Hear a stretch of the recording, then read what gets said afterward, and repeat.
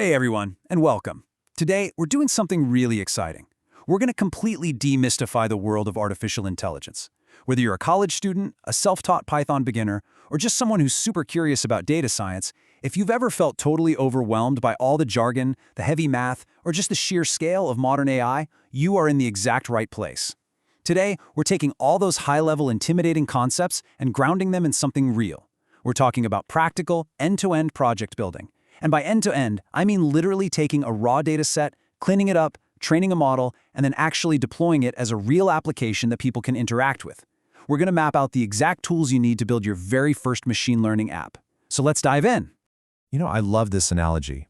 Learning machine learning by only reading theory is like learning to drive by reading a manual. Seriously, building a project is like finally getting behind the wheel. You can read about engines, steering columns, and algorithms all day long, but until you actually put that car in drive, you don't really know how to drive, right? The same is absolutely true for AI.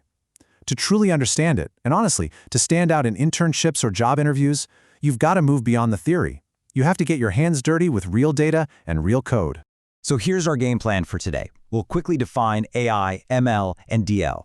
Then we'll explore the 2026 Python ML stack, check out some emerging trends, discuss the rise of ML ops, and finally look at real-world machine learning in clinical trials. All right, Section 1, AI, ML, and DL defined. Let's break open this black box. Okay, it is absolutely crucial to understand the difference between these three terms, mostly because people constantly and incorrectly use them interchangeably. At the very highest level, we have artificial intelligence. This is the big umbrella. It's any system that mimics human cognitive abilities, like reasoning or problem solving. Honestly, it could even just be a system following fixed, programmed rules, kind of like a complex opponent in a video game. Now, one step down, we have machine learning, or ML. This is a subset of AI where systems learn from historical structured data instead of being explicitly programmed. For a beginner, think about building an app that predicts house prices based on square footage and neighborhood data. You aren't programming the exact price, the ML algorithm is detecting historical patterns to make its own predictions.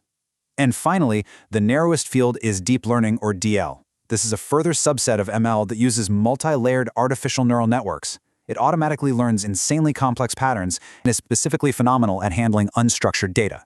This is exactly what you'd use if you wanted to build an app that classifies images of dogs versus cats, or the vision system for a self-driving car. Okay, take a breath. Yes, that is a wildly complex F-test equation, but it's just a joke. Don't panic. The beauty of building an app today is that modern Python libraries do all of this heavy statistical lifting for us. You literally don't need to manually derive complex statistical formulas to build a powerful application anymore. We're going to focus on the practical, beginner-friendly tools that handle the underlying math so you can just focus on solving real problems. Moving right along to Section 2, the 2026 Python ML stack. These are the tools you actually need to build. So, what happens when you sit down to build a project? Well, let's look at the foundational libraries. First up is NumPy 2.0. This is the absolute bedrock. It handles fast numerical arrays and math. Pretty much every other library just converts data into a NumPy array behind the scenes anyway. Next is Pandas 2.2. If you head over to a site like Kaggle and download a CSV dataset, like say the famous Titanic passenger survival list, Pandas is your go-to tool for opening and manipulating it. It's for data wrangling and cleaning. And a quick heads up. In real-world projects, whether you're a beginner or a senior engineer, 60 to 80% of your time is spent right here, just cleaning the data. Then we have Scikit-learn 1.5. This is your workhorse for traditional, classical machine learning. It's absolutely perfect for building your first practical apps, like a simple spam email detector or a student performance predictor. If your data fits in your computer's memory, start right here. Finally, there's PyTorch 2.3. This is the dominant framework for deep learning research and complex neural networks. It's ideal for when you eventually move on to heavy image or audio processing. And as you level up to more specialized tasks, you're going to encounter tools like XGBoost 2.1. This is the undisputed champion of structured tabular data. It consistently beats deep learning on standard spreadsheets, and honestly, trying it is always worth the 10 minutes it takes to set up. Next, TensorFlow 2.17. While PyTorch rules research, TensorFlow, which is backed by Google, is the absolute powerhouse for deploying models into production, especially on mobile or edge devices. And rounding out our stack is Hugging Face Transformers 4.41. This library is a total game changer. It makes working with large language models and natural language processing incredibly accessible. Want to build a beginner-friendly sentiment analysis tool for movie reviews? You can download a state-of-the-art model and run production-quality NLP in literally just 4 lines of code. It's amazing. Let's jump into Section 3, Emerging Machine Learning Trends. Where is the industry actually heading? You might be starting with a simple scikit-learn model today, but here's where those skills are eventually going to take you. First, we're seeing this massive rise of agentic AI. Models aren't just sitting passively behind dashboards waiting for a human to click a button anymore. They're becoming active decision makers, executing workflows autonomously. Second, that whole era of bigger is always better? Yeah, that's ending. Massive model size is no longer a flex. The industry is rapidly shifting toward small, specialized models. These are trained on highly focused data sets for very specific tasks, which offers a much better return on investment and way lower operational costs. And third, there's a huge shift happening from experimentation to production. Companies don't just want a cool, isolated demo on your laptop anymore.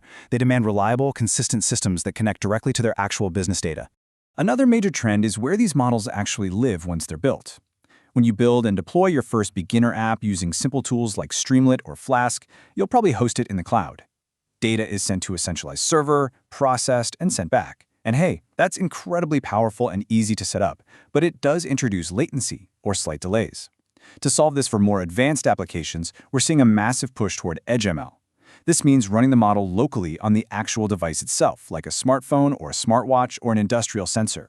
This allows for near-zero latency and real-time processing. EdgeML is absolutely crucial for autonomous systems, like self-driving cars, that depend on immediate, split-second intelligence. A cloud delay in a self-driving car could be literally dangerous.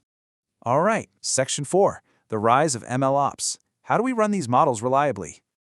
Building a model on your laptop is relatively easy today, but running it reliably for millions of users, that is a whole different ballgame. That requires MLOps, or machine learning operations. It's the operational maturity required to manage, monitor, deploy, scale, and continuously update your models in production. To understand why this is so critical, think about a beginner concept called model drift. Imagine you build this great machine learning model to predict house prices, and you trained it on data from 2018 to 2019. It works perfectly, but then a massive economic recession hits in 2023. Suddenly, your model's predictions are completely, wildly wrong because the real world has fundamentally changed. A model that works perfectly in testing can behave super unpredictably in the wild. MLOps is the automated system that monitors your app's performance, detects that drift, and alerts you to retrain your model with new data. Basically, if you can't monitor it, you can't trust it. Finally, Section 5, Real-World ML in Clinical Trials. Let's see this in action. Let's look at a high-stakes, life-saving application to see how all these pieces fit together in the real world.